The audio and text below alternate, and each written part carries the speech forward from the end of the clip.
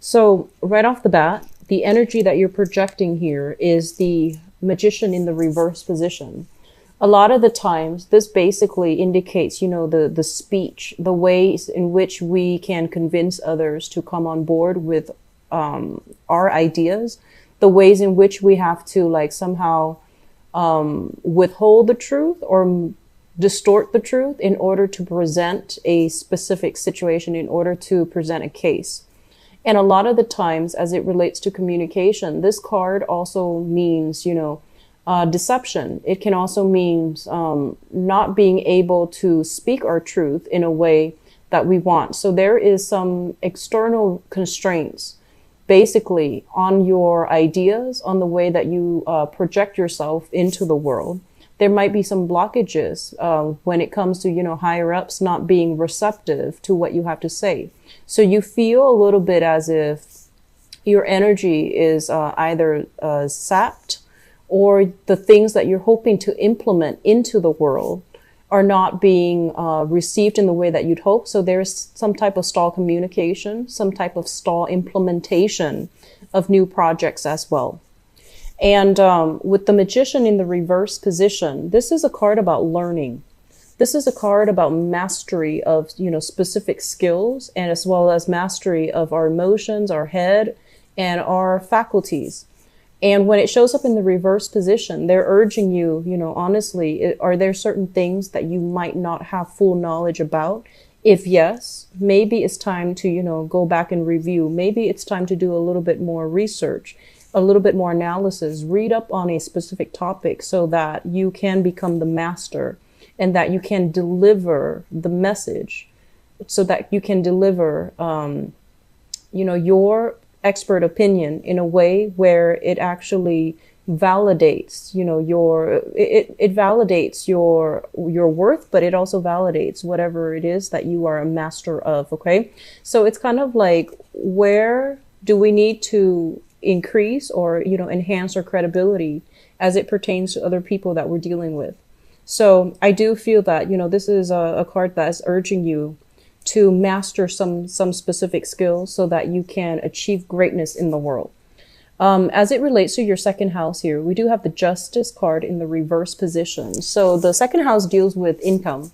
And with the Justice card in the reverse position, a lot of you might be in, legal disputes. A lot of you might be in a work environment where you feel almost as if, hey, I'm doing a lot of the work, but for some reason, my compensation is not exactly, what I feel that I'm worth.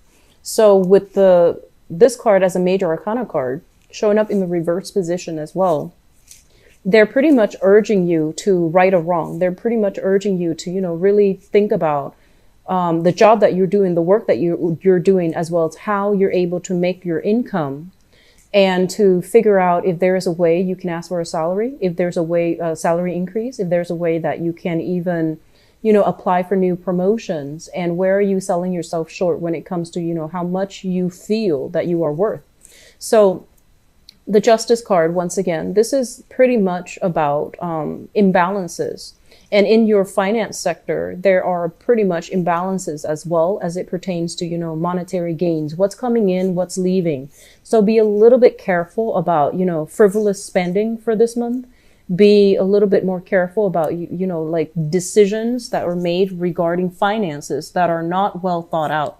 So these two areas in your chart, it basically means that, you might like, see the wrong sense of worth in something, and you might need to look at the situation further in order to figure out, where are you spending your money, as well as what your long-term goals are. So I feel like putting away money in a savings account would actually be really, really good for you.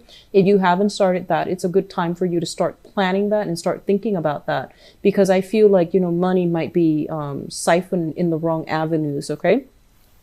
So third house, communication. We do have here the 10 of Cups in the reverse position.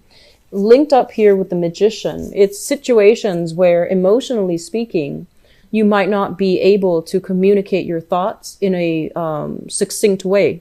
So it might be, emotions overriding logic, where you are emotionally worked up, either, feeling very emotionally elated, and then you're not able to think in a coherent way, and you're not able to verbalize yourself in a coherent way. So both of these things go hand in hand, where I do feel, burst of angers.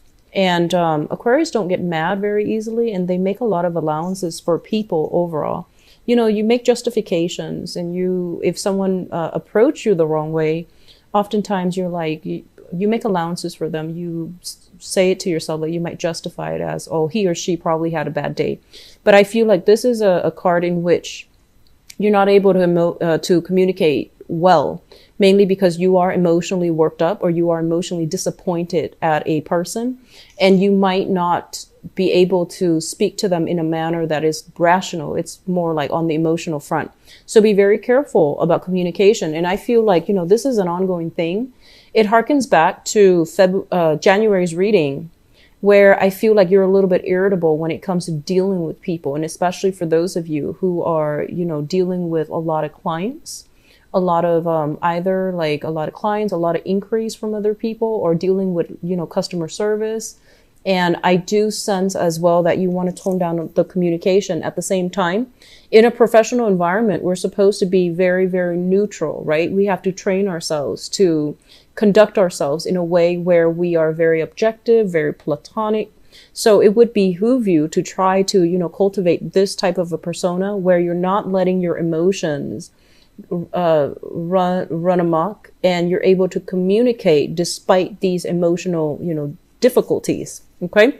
So aiming for a little bit more, and this is not something that I feel, it's problems for you in other months, but I feel like for this month, it could just be, your feelings getting the best of you. So take a take a breather, take a deep breath. And before you really feel the need to say something, just ask yourself if it's contributing value, if it's going to change the situation for the better before you say it. Okay. So aim to detach a little bit emotionally from your speech. I feel that's going to be beneficial for you. Now, the fourth house is family. We have here the Page of Cups, and this is a person, water sign, Pisces, Cancer, Scorpio, Sun, Moon, or Rising. This is somebody in your midst that you're either sharing space with or dealing with, on an everyday basis. And they could also be a member of your family, or even a person that you are, sharing quarters with, for example. So this is a person that wants a lot of activity. They need a lot of stimulation. They might want to go out a lot, and they might be like, let's go here, let's go there. So I feel like you've got somebody in your midst who's either offering you a lot of food, a lot of drinks, or even opportunities to get a lot of food, to go out, to go dining, or even, to get drinks. So in the on the mundane terms, they might just be, bringing a lot of gifts, and I feel like food, beverage. And then in other ways, I do feel like you are dealing with a person specifically that might want, and it's linked up here with the 10 of Cups, that might want to create a family with you, that might want a relationship with you, and that might want, more commitment from you. So I feel like this is an energy coming through from a person that is potentially a water sign, and they want to build a family. They're working at building a family, a home life with you. Fifth house here, we do have the 3 of Cups, and this is a very, very good card about, jovial energy, having fun, social dating, social flirtation as well. Falling in your 5th house, which is the house of fun, excitement, recreation, creativity.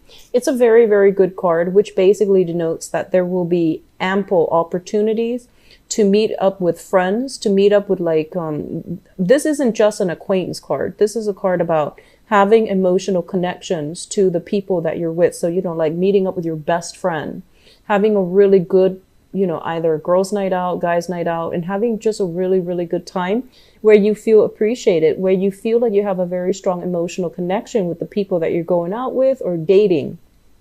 So it's a great card. It's for singles who are looking. It's a great card for dating, and they're urging you that there will be many, many dates happening for my Aquarius for this month. So it's a very good card. And I usually think of this card as like reconnecting with best friends, reconnecting with people that you have a very strong emotional bond with. Okay.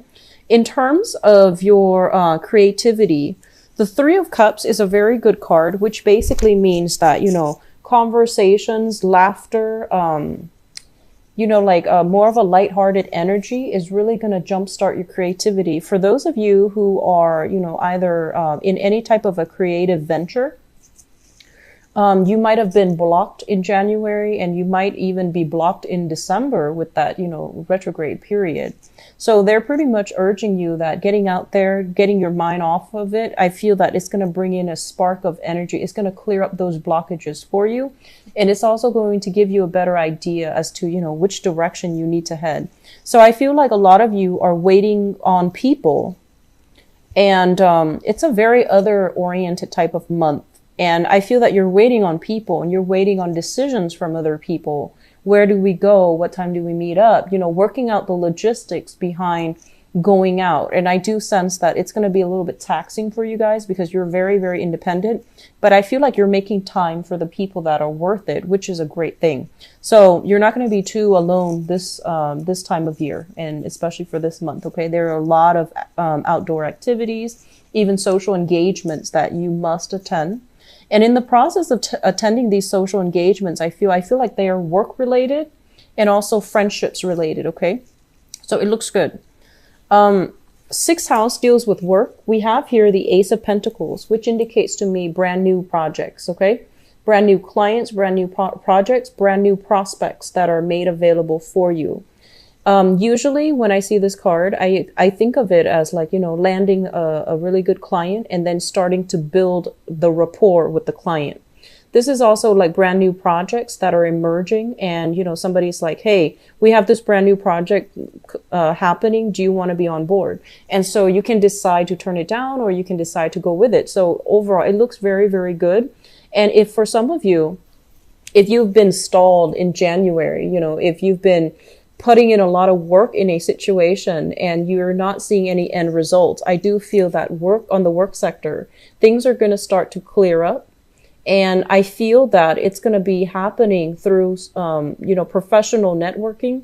Social media networking comes up too often with this card. And especially for those of you who are dealing with any type of publishing, I do feel that coming in for you as well in the work front. So publishing, meeting up with people, linking up, as well as having new opportunities related to creativity, writing, you know, even like funding, research, grants, and things like that. Your mind is going to be very sharp. And I do feel that, you know, even like creative blocks or even writer's blocks, those things are going to clear up for you. The other thing I want to mention as well is I feel like some of you are going to be coming into contact heavily with coworkers. There is, for those who are single, well, single or attached, there's a lot of flirtation. There's a lot of chemistry on the work front. Okay.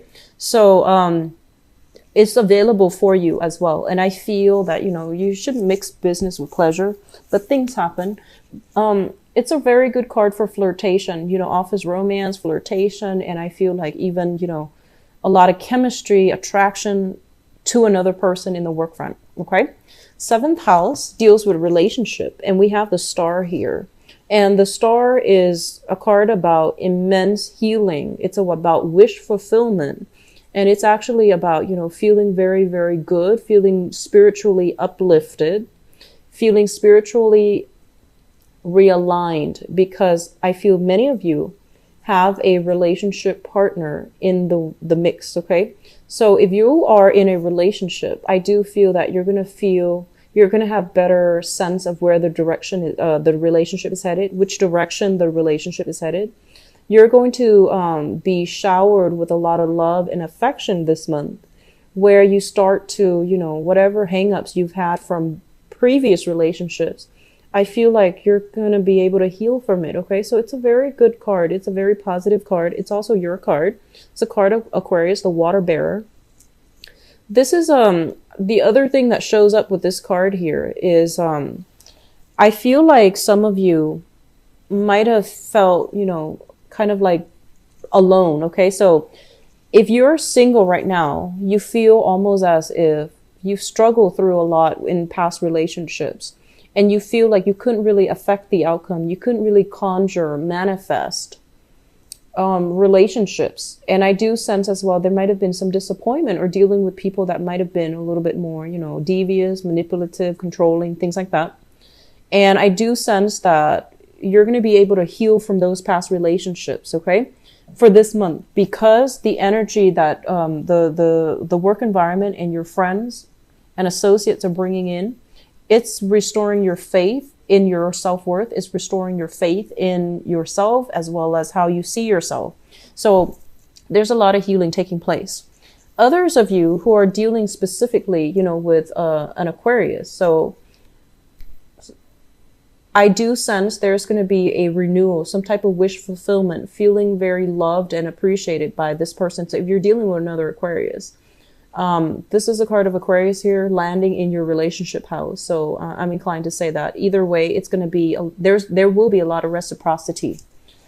Moving forward, 8th house, joint finances. For the sake of this reading, let's do joint finances.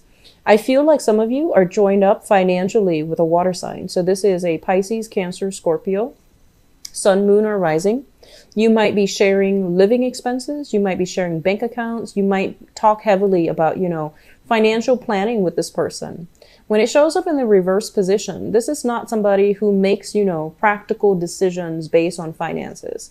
This is also somebody that might, you know, they might feel a little bit entitled to your money. So for example, if you're pooling resources together, they might feel like, oh, you know, what's mine is mine, and what's yours is also mine. So there's a little bit of unfairness here, rebalancing that needs to happen in your finance sector, and especially if you are linked up financially with a water sign. Okay, something to keep in mind about, because like I said, the main focus of these readings is to touch on all areas of our lives and to see which areas are a little bit troublesome or a little bit weak, because the problems are going to start to exacerbate if they're not taken care of early on.